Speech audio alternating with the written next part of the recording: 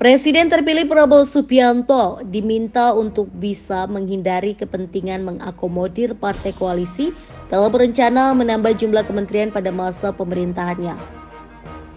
Pengamat politik dari UIN Syarif Hidayatullah Adi Prayitno mengatakan, penambahan pos kementerian itu diharapkan bukan untuk kepentingan berbagi kursi dengan partai koalisi.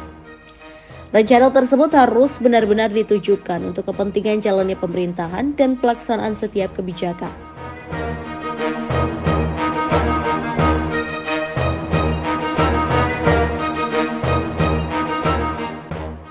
Menurut Adi, tak ada persoalan yang perlu diperdebatkan jika penambahan jumlah kementerian bertujuan mempercepat kerja pemerintah. Dia mencontohkan program pemberian makan siang dan susu gratis yang hendak dijalankan Prabowo bersama Gibran. Program itu dianggap perlu dilaksanakan oleh kementerian tersendiri di luar institusi yang sudah ada. Diberitakan sebelumnya, jumlah kementerian pada masa pemerintahan Presiden dan Wakil Presiden terpilih Prabowo Subianto dan Gibran Rakabuming Raka disebut-sebut bakal ditambah.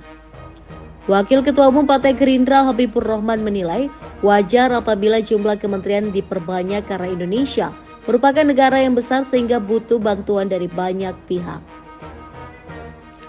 Menurut Habibur Rahman, semakin banyak jumlah kementerian justru baik bagi pemerintahan dan pelayanan publik karena Indonesia memiliki target sekaligus tantangan yang besar untuk diraih.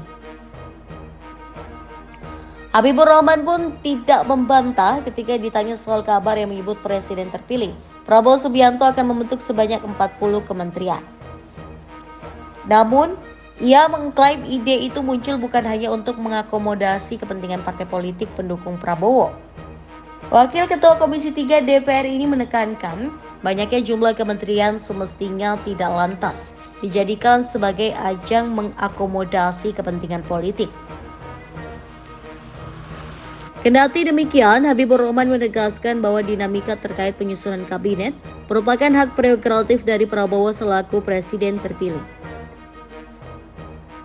Sementara itu, Undang-Undang Nomor 39 Tahun 2008 tentang Kementerian Negara mengatur bahwa jumlah maksimal kementerian yang ada adalah 34 kementerian. Namun peluang revisi Undang-Undang Kementerian Negara terbuka karena masuk dalam program legislasi nasional atau Prolegnas 2020 hingga 2024.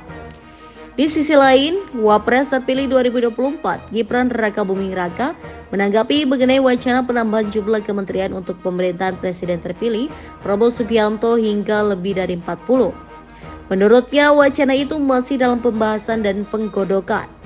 Menurut Gibran, kementerian untuk mengurus program makan siang gratis sempat dibahas terkait wacana menambah jumlah kementerian itu. Putra sulung Presiden Jokowi itu mengatakan pembahasan terkait wacana menambah kementerian yang mengurusi program makan siang gratis karena menyangkut anggaran yang besar. Ya, karena melibatkan anggaran yang besar. Distribusinya juga tidak mudah, logistiknya tidak mudah, monitoringnya juga tidak mudah. Ini makanya harus kita pengen program ini benar-benar bisa berjalan, karena kita pengen program ini benar-benar bisa impactful, benar-benar bisa dirasakan oleh anak-anak sekolah. Tapi tunggu dulu ya, ini belum pasti kok. Ya. Apa masalah kementeriannya itu belum pasti, ditunggu aja dulu.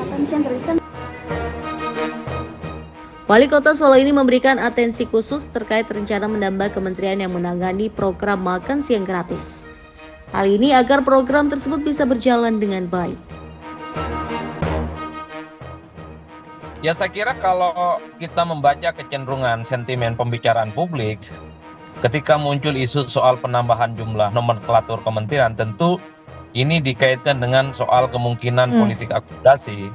Karena kan ada intensi paslon nomor 2 ini kan akan mengajak partai-partai politik lain di luar partai pendukung nomor 2 yang saya kira memang membutuhkan postur dan komposisi kabinet yang jauh lebih banyak dibandingkan dengan sebelumnya.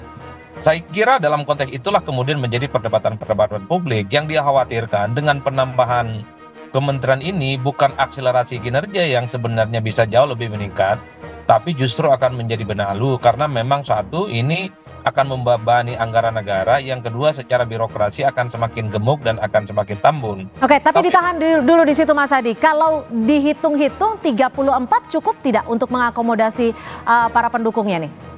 Saya kira mestinya cukup ya. Tentu dengan mengurangi komposisi jatah menteri dari kalangan profesional.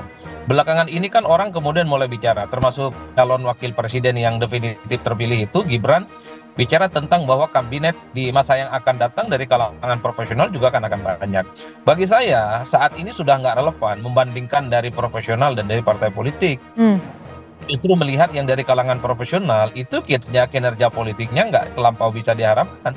Mungkin hanya akan kita lihat satu atau dua dari kalangan profesional, tapi betul-betul bekerja secara maksimal. Oke. Bahkan kalau setahu saya, menteri dari kalangan profesional selama ini juga kan bagian dari titipan-titipan dari partai politik tertentu, terutama partai-partai yang saat ini memenangkan pertarungan. Bahkan kita tahu Mbak, bahwa partai-partai dari kalangan profesional per hari ini adalah mereka yang sebenarnya inline, punya kedekatan dan punya backing politik dengan partai-partai, terutama partai pemenang pemilu.